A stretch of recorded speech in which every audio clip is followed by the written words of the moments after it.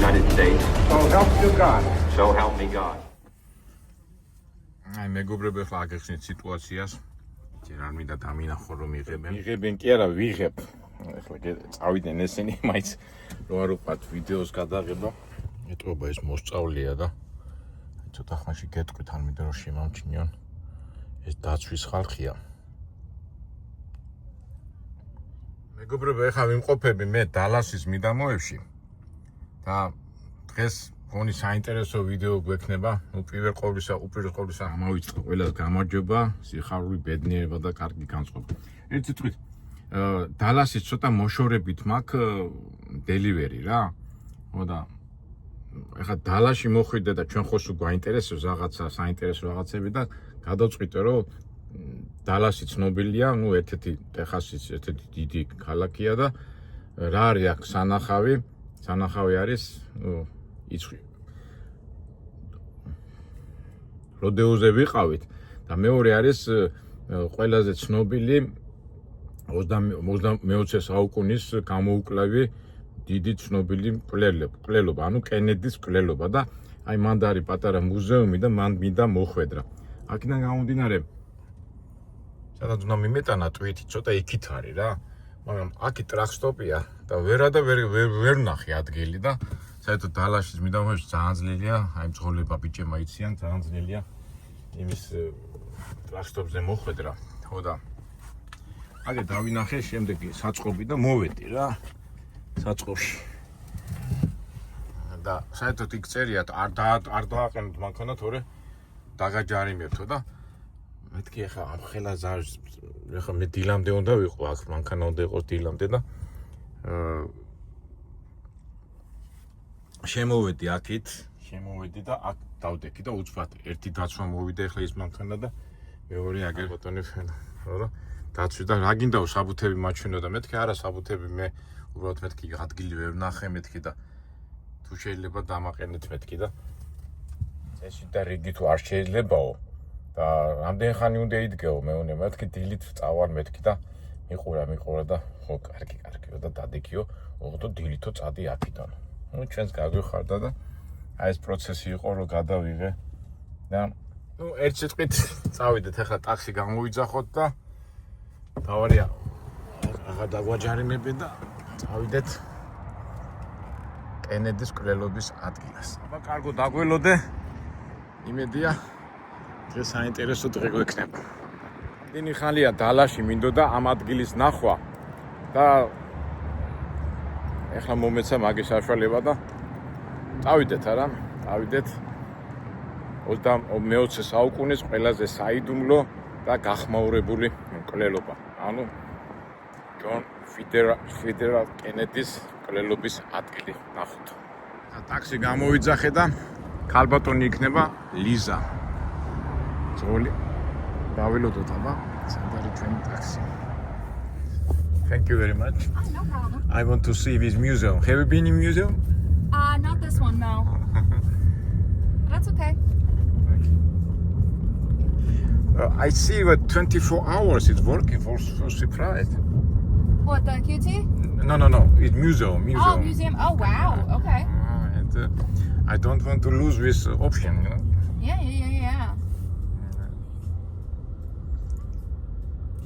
Lisa, you was born here in Dallas? No. No, I was born and raised up in Pennsylvania. Pennsylvania, okay. Yeah. It's about 1,000 miles north of here. Yeah. You prefer Texas, Pennsylvania? Pennsylvania is so beautiful. It is, but I don't know. I needed a change. You like here? Yeah, I like it here. Okay, very good. So.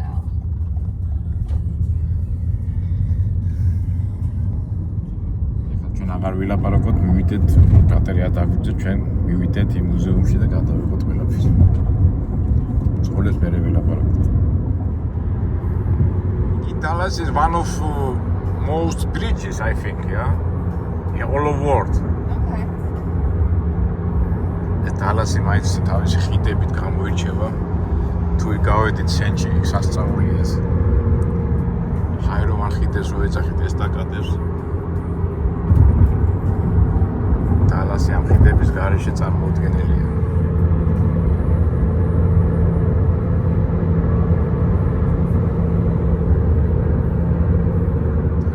ღია და გაგვიმართლა, იმიტომ რომ დალაში საერთოდ აი ეს ცენტრებში ისეთი საცობებია ხოლმე.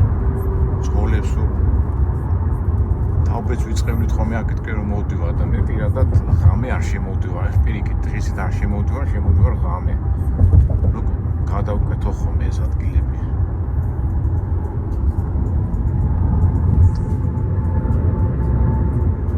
And I was like, it's gotta be Russian.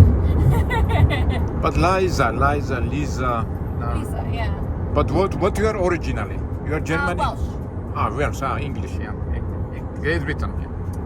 But on my mother's side, there's a lot of German and Deutsch. Yeah, Dutch. Yeah. Lisa, okay, I correct, Lisa. Yeah, it stems from Elizabeth. Elsa from Elizabeth. Yeah, correct. It's a short name. Yep. Mother and grandfather not confused. Elizabeth, Lisa. No. Nope. How many sons you have, daughters? I have 3 sons Oh, you and 2 daughters. 5 kids, you have 5 kids? But then I have 2 stepsons. No. Yeah, so I got a lot of kids. You're so young, you know. So. Oh, I'm a lot older than I look, I promise. God has been good to me. You are hero, mother. Yes.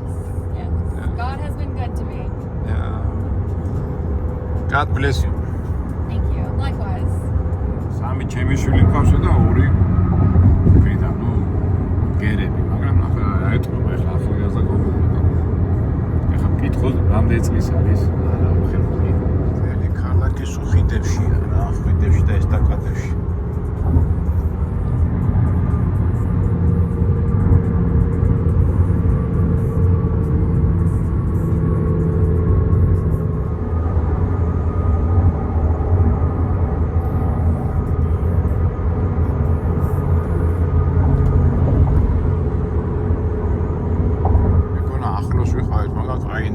საათი მოვუდით მოსვლას.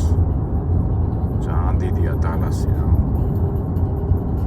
აღმოჩნდა დალასის დაუნტაუნს ეძახიან ცენტრს. საერთოდ ტეხასი თავისი ნავთობით არის, ან ძირითადად შემოსავლელი ნავთობისა და კომპანიები ძირითადად აქ არის განთავსებული შტაბინები და მთელი ფინანსური ცენტრები. აქედან კარგად გამოჩნდება ცენტრი.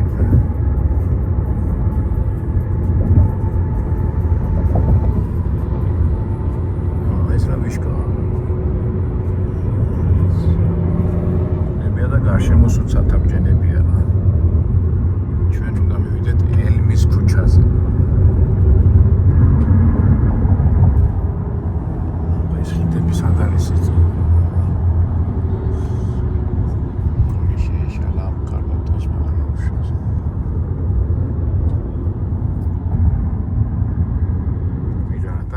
ცენტრში ისეთი მოძრაობა არ არის.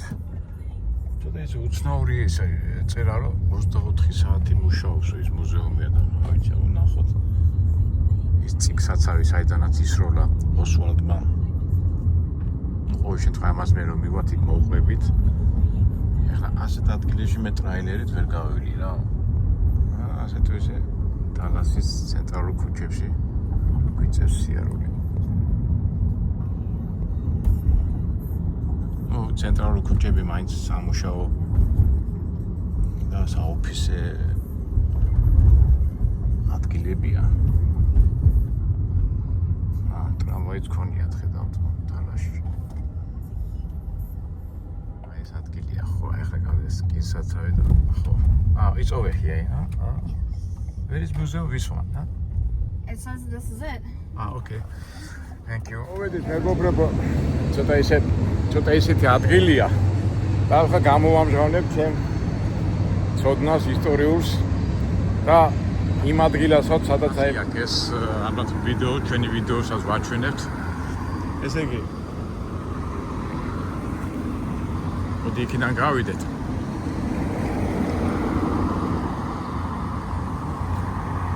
ესე იგი, მოგეხსენებათ 34 პრეზიდენტი ჯონ კენედი რომელიც ითვლება ამერიკის ისტორიაში ერთ-ერთი ყველაზე წარმატებულ პრეზიდენტად, ყველაზე ახალგაზრდა იყო თავისი რეფორმებიდან გამომდინარე და ის გამოიმგზავრა საარჩევნო 63 წლის 22 ნოემბერი იყო საარჩევნო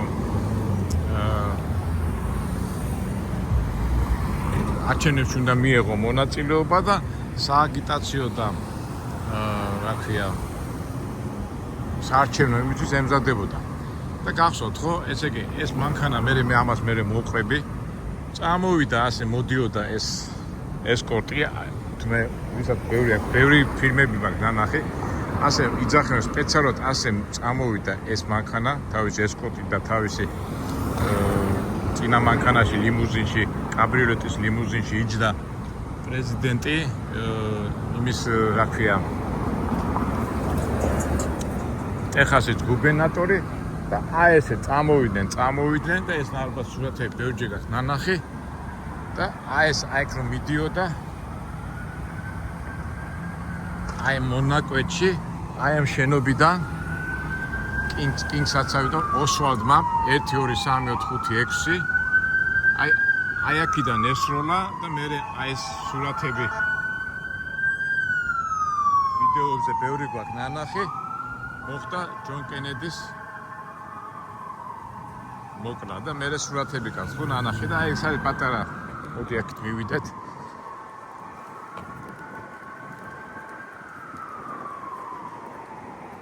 აი შენობიდან მოხდა ნუ მოდი მე ხა ცოტა გავილი გამოვილი და მე მოგიყვებით რა მოხდა და როგორ მოხდა ვინ იყო ჯონ კენედი ერთ-ერთი კენედების კლანი ასე თქვა ცნობილია მე მისი მამა იყო საკმაოდ დიდარი ინგლისში იყო ელჩი და ფინანსურად და მატერიალურად არაფერი არ უჭირდათ ასე თქვა განებივრებული ახალგაზრდა იყო საერთაშორისო არ ქონდა ჯანმრთელობა კარგი სულ წელი და ის აწუხებდა მაგრამ ქონდა მიზანი რომ ჯერ მამამისს უნდოდა რომ გამხდარიყო ესე იგი ჯონ კენედის მამა პატრიკ სეძავთან მაგას უნდოდა თავის დროზე პრეზიდენტობა ახალგაზრდობაში მაგრამ იქ რაღაც კომერციულ ფულის ამბავში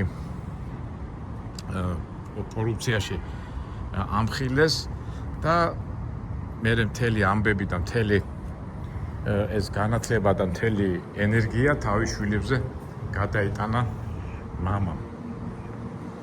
Ялავე ჩვენ ვიყოფებთ, რა ვიცი, ხა წავიკეთოთ თქვენთან ერთად პირადად ვარ და ყველანაირი განათლება მისცა. აბა რა წერია ახლა ნახოთ. და უყე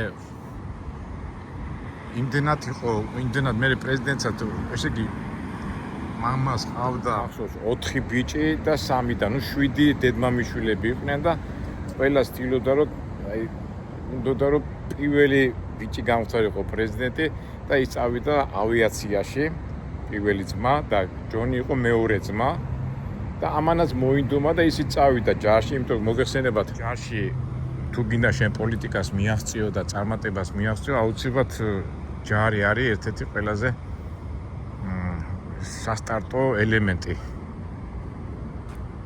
და უყეს რაღაც 25-26 წლის ასაკში წავიდა ჯარში, არა უბრალოდ 20 წლის ასაკში მერე წავიდა და მეორე მსოფლიო ომში მიიღო მონაწილეობა და გმირულადაც ასეთი ისტორია მის ისტორიაში რომ რაღაც გემი ჩაიძირა თუ რაღაცა წყნარ ოკეანეში და გადარჩნენ იმ მეზღვაურებს შორის ჯონ კენედი და რამდენიმე მეზღვაური გადარჩა და ამერიკაში დაბრუნდა გმირის სახელით.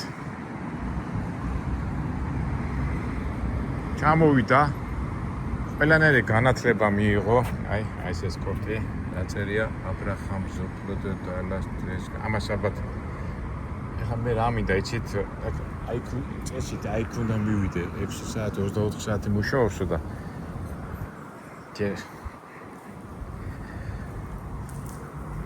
და იქ უფრო კარგად მოყვები ალბათ. ხო და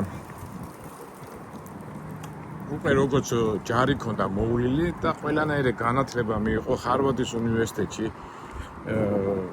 იელის უნივერსიტეტში იურიდიული განათლება მიიღო და სადღაც უკვე 31-32 წლის ასაკში კენჭი იყარა სენატორობაზე მიჩიგანის შტატში.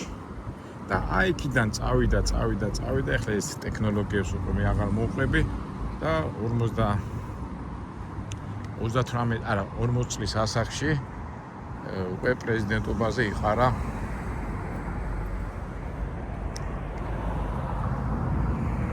არჩევნებში მიყარა კენჭი და 40 წლის ასაკში ყველაზე ახალგაზრდა პრეზიდენტი გახდა იმისი ამერიკის შეერთებული შტატის ისტორიაში. ძალიან ბევრი რეფორმები მიიღო, აი რა ვიცი, ნახოთ, აი აქ მოხდა ეს ყველაფერი, აი ესე მოხდა, აი ამ გზაზე. მაგეთ ფასადებს და თავი ახლა მე მუზეუმში ავიდეთ, რომ იქ უფრო დავიწყოთ ლაპარაკი.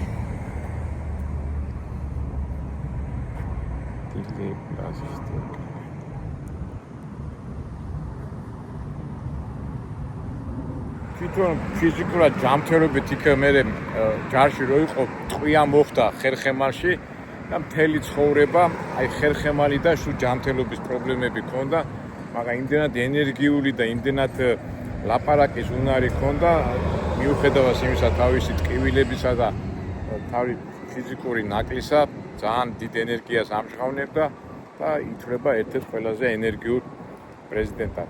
პლუს თავისი უყვარდა იყავდა საყვარელი მეუღლე და არ უნდა ქონოდა ესეთი ქალის ნაკლებობა, მაგრამ ითვლებოდა ერთ-ერთ ყველაზე, ასე ვთქვათ, მოგულავე ქალთა მოყვარულ პრეზიდენტად. წავიდით აბა ნახოთ იქ ახლა ის მუზეუმი ნახოთ და მე გავაგზავნოთ ჩვენი საუბარი, აი ფაქტურად აი ეს ადგილი და აქ რომ მოდიოდა მანქანა, აი ამ შენობიდან ესროლეს ოსვალდმა ესროლა. ეს შენობა ციგნების საცავი იყო, სადაც ეს ოსვალდი, ლი ხარლი ოსვალდი ერთი თვე მუშაობდა, მაგაზე მე ცალკე მოვყრები, ახლა რავი თუ შევედით და 1 2 3 4 5 6 მე-6 სართულიდან ვინტო აიქიდან ესროლა და 3 გასროლა მოხდა და რაღაც 5 წამის 6 წამის განმავლობაში 3 ტყვია მოხდა კენედის გუბერნატორს და მან არის მთელი ბევრი კითხვები, იმიტომ რომ ბევრი ამოცანები და დღემდე იმდენი კითხვებია, რომ ბევრს არ ჯერა რომ ეს მართალია და ავიდეთ აი ზემოთ უნდა იყოს რაღაცა ეს მუზეუმი და დაკეტილია თუ რა ხდება, entry ეცა museum entrance on west side of building. Okay. West side of building. არის ეხლა არის ვის ნახევარი, კაციშვილი არ არის და ლუქში რო ჩავიხედო 24 საათი მუშაობს მუზეუმი და რა ვიცი აბა ნახოთ. პარკინგ გრავას ბილეთების ის არის თუ არა პარკინგი? ხო, თუ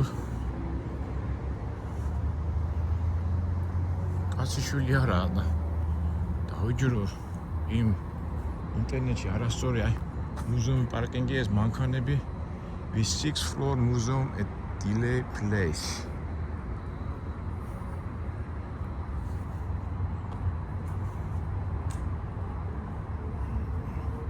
Αυτή η περίοδο στο τάκετελία. No entry after. Women, no entry.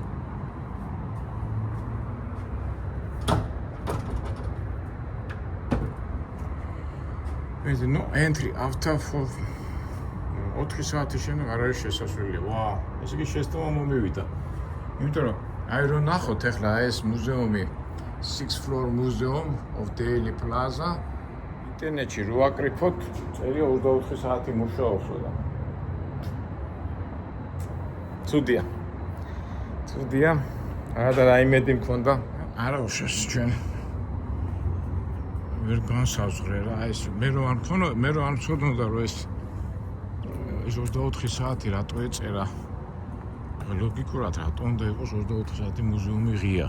მაგრამ ხო იცი რომ გინდა, ძალიან რომ გინდა რომ დაესრო იმას უკვე არ აქცევ ყურადღებას. ნუ არა უშავს. ჩვენებურად მოინც მოუყვეთ ეს ამბები. თვითონ ეს ლი ოსვარდი საინტერესო პიროვნება იყო.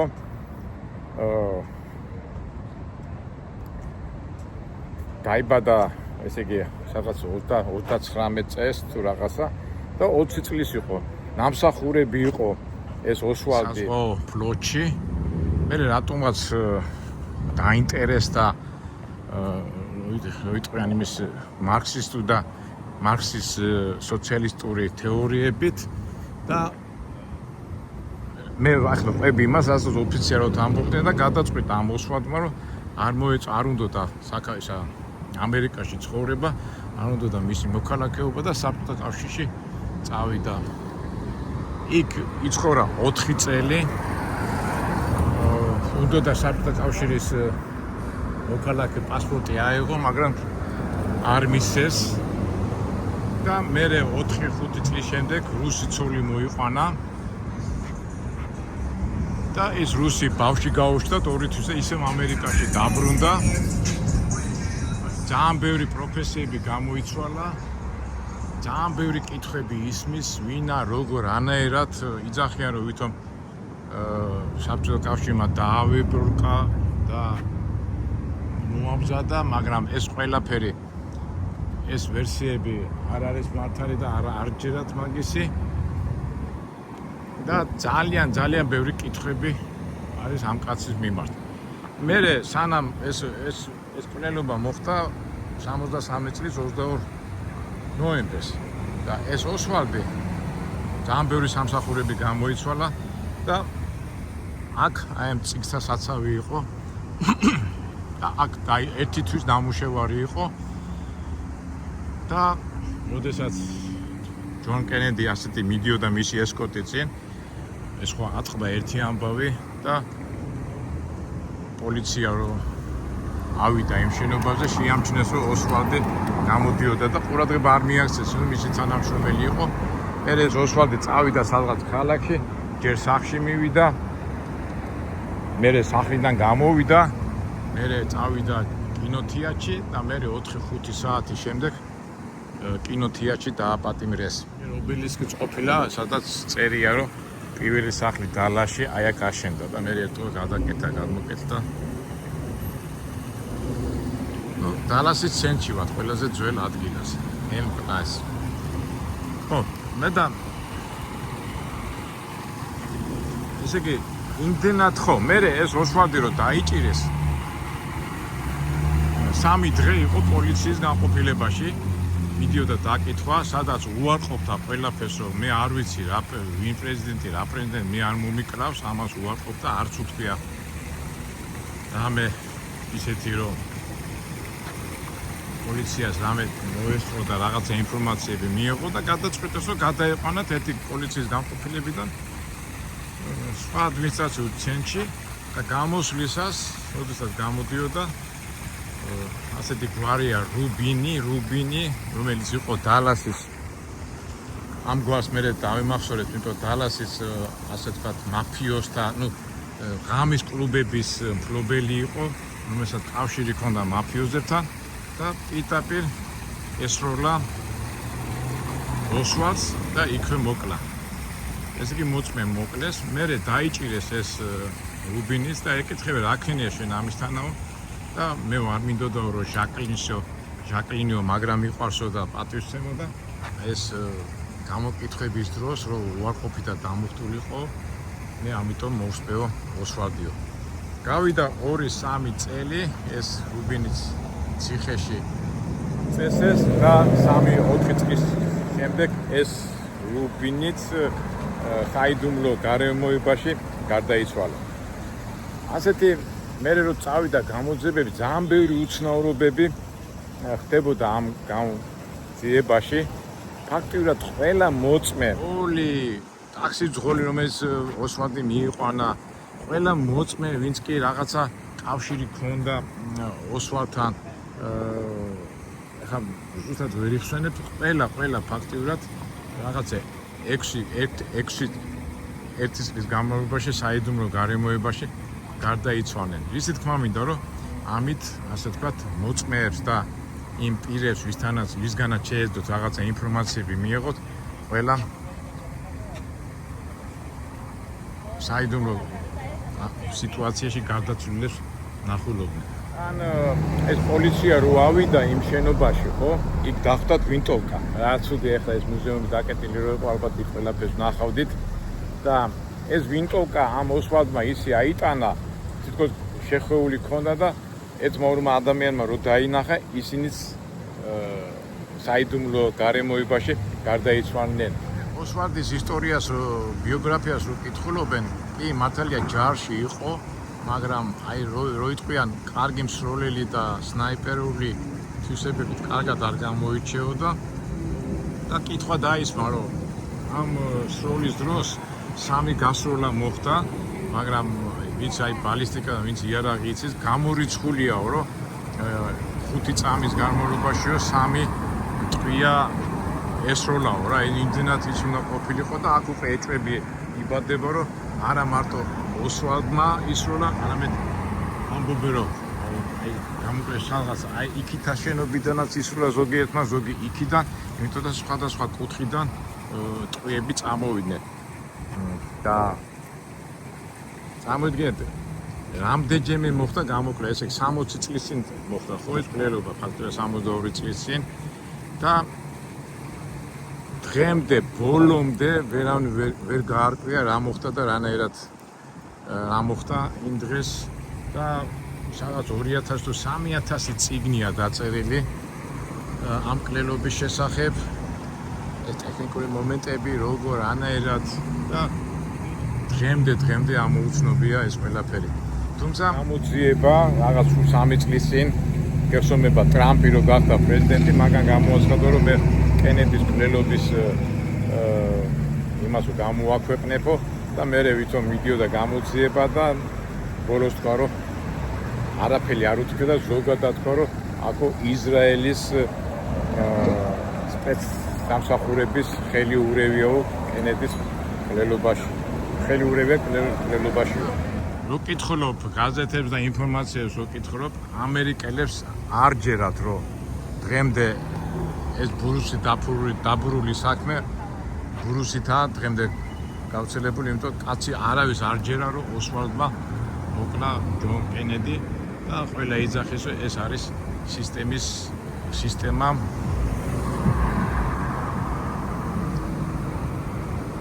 განახორციელა ჯონ კენედის სიკვდილი. მოდი ახლა განვიხილოთ, აი ისე და მგონი მეორდები, აი იქ რო ყოფილიყავი, იქ უფრო კარგად გავეგეთე ყველაფერს, მაგრამ რამდენიმე მიზეზს საერთოდ ადამიანს რო კლავენ ან რაღაცა ცუც რო უკეთებენ, ყოველთვის რაღაცა მიზezi არის, გამორიცხულია, ხო, მიზეზო თუ არ იხდება და რამდენიმე მიზეზს ჩამოთვლით და მე თქვენთვის მომინდია თქვენს თავისთავად ახლა ინფორმაციები გექნებათ და რამდენიმეს ვიტყვი ამ ინფორმაციას რატომ მოკლეს და ვინ მოკლა, კითხვა ვინ მოკლა ჯონ კენედი. პირველი ისეთი ვერსია, რომ თვითონ ჟაკ მეუღლემს, ჟაკ კენედიმ ისე გააკეთა, ორგანიზება გაუკეთა ამასო. ნუ ეს იმდენად სუსტი ვერსია, მაგრამ მაინც ამბობენ ხოლმე და რატო? იმიტომ რომ წეღანავს რომ ჯონ კენედი საკმაოდ ქალთა მოყვარული კაცი იყო. მოგონებებში ამბობდა, რომ მე თუ ქალთან ენერგიას ვერ ვიღებ სხვანაირად და რა ვიცი, ახლა პრეზიდენტი იყო და ცნობილი ყველა ბალერინებთან, მომღერლებთან, ყველა ცნობილი ამერიკელების საყვარლები ყავდა ძალიან ბლომა და ყველაზე ცნობილი საყვარელი ყავდა ეს მერილინ მონრო. აკრინმა ეს ყველაფერი იცოდა და ითმენდა მაინც, მაგრამ სულ ამბობდნენ, რომ გარედან კი ჩანდა, რომ ეს ძალიან ერთიანი ოჯახი იყო, მაგრამ ფაქტია, რომ ეს თავისი ქალთა სიყვარული, აი ძალიან ცნობილია კენედის ქალთა სიყვარული და ერთ-ერთი მიზეზი, რომ აი ეს იგი ჟაკლინმა გააკეთა ამის ორგანიზებაო, მკვლელობის ორგანიზებაო, მაგრამ ეს არის ძალიან სუსტი არგუმენტი. თუმცა ჟაკლინს ძალიან ბევრი მოთხოვნები ჰქონდა. წლის შემდეგ კენედის ძმა რობერტ კენედისაც მოკლავენ. ნუ ზოგადად კენედების ეს კლანი ოჯახური დიდრები იყვნენ ყოველთვის და სულ პოლიტიკურ იმაში იღებდნენ მონაწილეობას. და ზოგჯერ ამბობენ ხოლმე, რომ ჟაკლინს ისე უყვარდა კარგი ცხოვრება, ავიც ახლა ბოროტენები ამბობენ რომ თვითონ რობერტისთანაც ცხოვრობდა ეს ჟაკლინი და მე ბოლოს გავსვათ ხო სულ რაღაც 5-6 წელიწადში ჟაკლინმა არ მოითმინა და ყველაზე დიდარ ადამიანს გაყვა მაშინ ონანისი იყო საბერძნეთის მოქალაქე და გემების და ტანკერების მფლობელი. ეხლა წეღანაც ვთქვი კენედების კლანი რაღაცა დაწყევლილი ოჯახივით იყო, აი ხა მაგათ ქრონოლოგიაში რო შეხედო უფროსი ძმა ნათესავები დევიდ კენედი იძახიან რომ ეს мама ცოტა ისეთი იყო ჩალიჩა ტიპი იყო და ვიღაცამ დასწყლა და ძალიან ბევრი ვერსიებია, მაგრამ თვითონ კენედების გვარი რო დაწყევლილია და ყოველ 10-15 წელიწადში ვიღაცა თვითმკვლელობით ან უბედურებით ხდებოდა, ეს დღემდე გრძელდება. მეორე გავრცელებული მიზეზი ვინ გააკეთა ამ მკვლელების ორგანიზება იყო ვიცე-პრეზიდენტი ლინდენი, ჯონ ლინდენი. მოგეხსენებათ კენედი ძალიან განებივრებული ადამიანი იყო, არაფერი არ აქვს ცხოვრებაში, დაბადებიდან და დიდარი ოჯახიდან წამოსული ადამიანი იყო. ეს ლინდენი პირიქით ღარიბი ოჯახიდან იყო წამოსული და რასაც მიაღწია, თავისი წარმატებით მიაღწია და სულ მაგას ამბობდა რომ ლინდონს უნდა რომ გამხდარიყო პრეზიდენტი და მასეც იყო მე კენედი რო გარდაეცვა, მაგი გახდება პრეზიდენტი, მაგრამ ეჭვი რატო აქვს იცი? იმიტომ რომ კენედი ძალიან ბევრი რეფორმები მიიღო, ბევრი ხალხი გადაიმტერა და რაც კენედი მოაწერა რაღაც განკარგულებებზე ესენი ხელშეკრულებები კონტრაქტებზე, ლინდენი როგორც კი მოვიდა გახდა პრეზიდენტი, ერთი თვის განმავლობაში 10 თუ 15 რეზოლუცია თუ 15 განცხადება, რაც კენედი მოაწერა, ის გააუქმა და იმ ინტერესებზე წავიდა. კენედის ინტერესები საწინააღმდეგო პროცესები გააკეთა მისი პრეზიდენტობის დროს. ყველაზე გავრცელებული აზრი და ბევრი ეთანხმება მოგესენებათ ალენ დალენი იყო ასეთი ცერუს ანუ სადაზღვრო სამსახურის უფროსი მგონი 30 თუ 35 წელი ამერიკაში წარმოიდგინეთ ცენტრალური ორგანიზაციის ხელმძღვანელი 35-40 წელს ზუსტად არ მახსოვს და კენედიმ თანამდებობიდან მოხსნათ ალენ დალენი. მე ისევ აღადგინეს ესა და აი მან თქონდა რაღაც წინააღმდეგობები და ეხლა წარმოიდგინეთ ეხლა ცენტრალური კავშირები ქონდა ის ქონდა და ორგანიზება გაუკეთესო ამ ყველაფერს ამ კვლელობასო ერთ-ერთი ვერსია მაგია. მაგრამ არ ვიცი მოძიებაზე ახალ ვერსიებს იძლევიან, მაგრამ ერთ-ერთი ძირითადი ეს არის. ძალიან გავრცელებული მიზეზი ამ ორგანიზება გაუკეთეს ბანკირებმა და ფინანსურმა წრეებმა. მოგეხსენებათ ამერიკის სარეზერვო ფონდი. რა არის ეს სარეზერვო ფონდი? შეგახსენებთ, რაღაც 1915 წელს ამერიკის ბანკმა, ანუ დიდარმა ადამიანი, ხო, ესე იგი ფული ბეჭდის უფლება ამერიკის ვილსონი იყო, რაღაცა ნება მისცა კერძო პირებს. ანუ მაგას ქვია სარეზერვო ფონდი. და ამერიკაში დოლარებს, ანუ სახელმწიფო ფულს ბეჭდავს ეს სარეზერვო ფონდი და არა სახელმწიფო.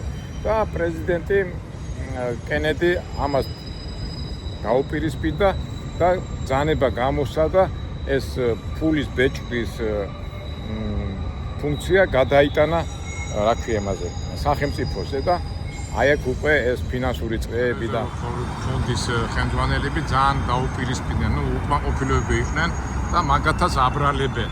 თან იმიტომაც იყო რატოა ეჭვი, იმიტომ რომ როგორც კი ლინდენი მოვიდა გახდა პრეზიდენტი, ეს ბრძანება გააუქმა და ეს დოლარები და ფასიანი ქაღალდები ისევ სარეზერვო ფორმის სარეზერვო ფონდის ხელშია ჩავარდნილი. ისე პარადოქსია რა, სახელმწიფო არ ბეჭდება, ის კერძო ფინანსური ორგანიზაციები მართავენ ამ პროცესს და ჩვენ ამდენჯერ გვილაპარაკეთ deep state და ნელი ფინანსური წრეები, აი მაგას უკავშირდება. მართლა საინტერესოა, იმიტომ რომ თუ სახელმწიფო ხარ, უნდა დაბეჭო შენი ფული. არა, სახელმწიფო არ ბეჭდავს ეს საფონდო ბირჟა.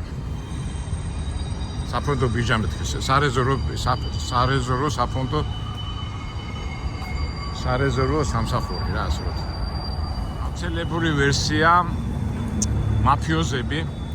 მოგეხსენებათ ჯონ კენედის მამა გამდიდდა 20-იან წლებში, რა ქვია ეს მშრალი კანონი რო შემოიღო, ძალიან დიდი ფული იშოვა და ეხლა მაშინ როგორც ხო ეს მაფიოზები და ეს ბოსები მაგათ გარეშე ამ ფულს ვერ იშოვებდნენ და რაღაც ვალდებულებები ჰქონდა ამ მამას ამ მაფიოზების წინაშე. მაგრამ მე შვილი რო გახდა პრეზიდენტი, მან დაუპირისპირდა და მოგეხსენებათ იმ პერიოდში კუბაში რო რევოლუცია მოხდა და კუბაში ხო ბევრი კაზინოები და მაფიოზების შენობები იყო და კომუნისტებმა წაართვეს და ერთ დღეში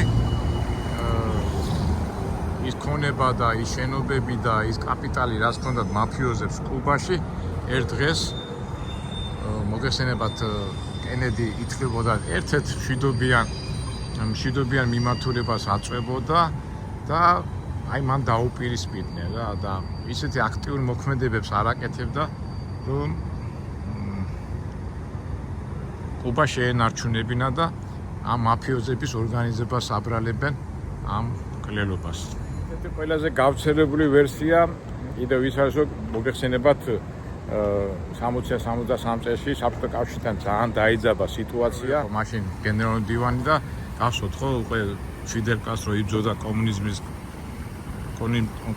და სოციალიზმის დამყარება უნდა იმაში კუბაში და წყალქვეშა ნავები ამოვიდნენ კუბის კუნძულის გვერდზე და აი მან იყო საშიშროება რომ შეიძლება დაწყებულიყო ატომური ომი, ბირთვული ომი და კენედი მაგ ძალიან მაგრა ყარად და დაჭკვიანურად მოახერხა რომ ეს სიტუაცია დაწყნარებულიყო, მაგრამ თურმე კი ვითომ მშვიდობისკენ ეს მიირტყოდა კენედი, მაგრამ პოლიტიკურ ინტერესებიდან გამომდინარე ბევრს ეს არ მოსწონდა და აქაც აი მაგათ აბრალებენ და ეს დალასი და დალანი და ისინი აი მაგას უკავშირებენ ამ მკვლელობას. ყველაზე კიდე გავრცელებულია მოგეხსენებათ ჯონ კენედი დემოკრატი იყო და ის ზანგების შავკანიანების უფლებებს იცავდა, მაშინ გახსოვთ ის კინგიც რომ მოკლეს, აი მაგის მაგარი დამცველი იყო და ასე თქვა სულთა ამ უფლებებიდან გამომდინარე მაგასაც დაუპირისპირდნენ. ერთ სიტყვით ძალიან ბევრი მიზეზები იყო რომ კენედი ვიღაცების ინტერესებს ეწინააღმდეგებოდა და თავისთავად ეწინააღმდეგებოდა ეს ორგანიზებაც გააკეთეს ამ მკვლელობას. ეხლა ჩვენ ოსვალდი 100-ია თუ ისია იმდენი ეხლა წამოდგეს 60 წელია გასული არქივებში რო ჩადიან ძალიან ბევრი საბუთები გაუქმებულია. ეხლა ამ 60 წლის განმავლობაში ძალიან ძნელია ნამდვილი მიზეზის პოვნა და შემკვეთის ზუსტი თქმა, მაგრამ ყველა ზუსტად ამბობს რომ ეს იყო არა ეხლა ოფიციალურად ამბობენ რომ ოსვალდმა გიჟმა გადარეულმა ოსვალდმა ერთმა კაცმა მოახერხა ეს, მაგრამ 100 კაციდან 100 გამოკვლევიდან ყველა იძახის რომ ეს იყო სისტემური პროცესი, სისტემური დანაშაული. ასეთ ორგანიზებას და ასეთ სამსახურების აგენტები მუშაობა ეს ყველაფერი არ ხდება ისე. მით უმეტეს ის ოსვალდი უფრო შერჩეული იყო ამ პროცესისთვის, რომელიც ამას ყველაფერს ვერ მოახერხებდა. ერთ სიტყვით ბევრი საიდუმლოა დღემდე გაურკვეველია რატო არ აქვეყნებენ ახლა ჩვენ ტრამპზე ძალიან ხშირად ვლაპარაკობ და მისი არასტაბილური აზროვნება და ისა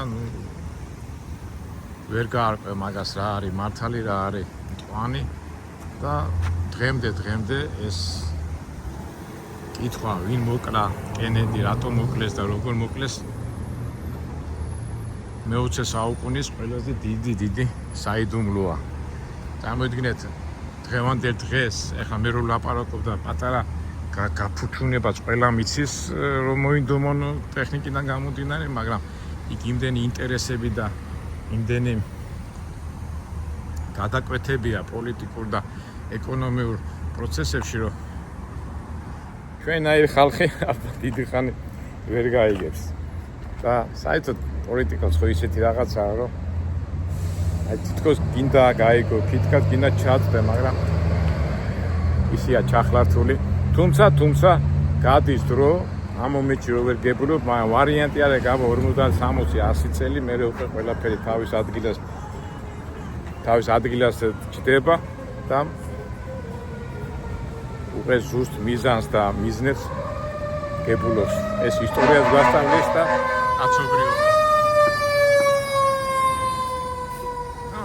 მე რაც არ და ბევრი მაქვს წაკითხული ამ კვლელობის შესახებ, მე დარწმუნებული ხარ თქვენც ბევრი გაქვს წაკითხული.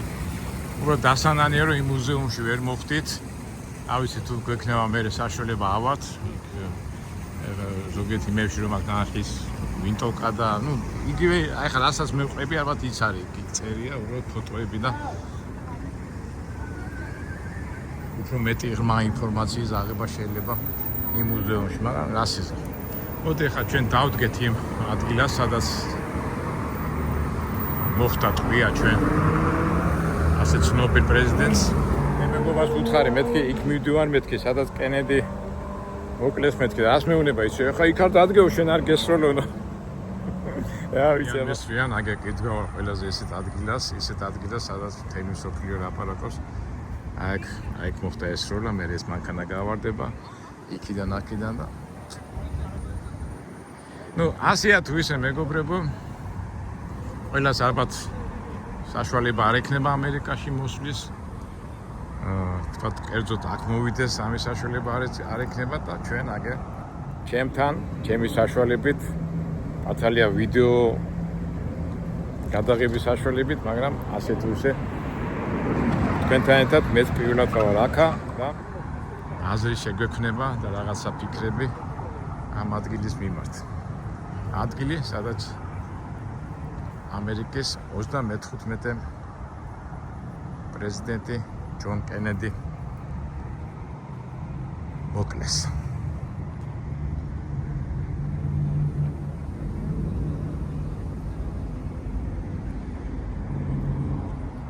არგით მეგობრებო, დაგემშვიდობებით, ყველას გისურვებთ ბედნიერებას, სიხარულს და ყველაფერს კარგს. და შევხვდებით იმედია საინტერესო შემეცნებით ვიდეოებში. კარგად.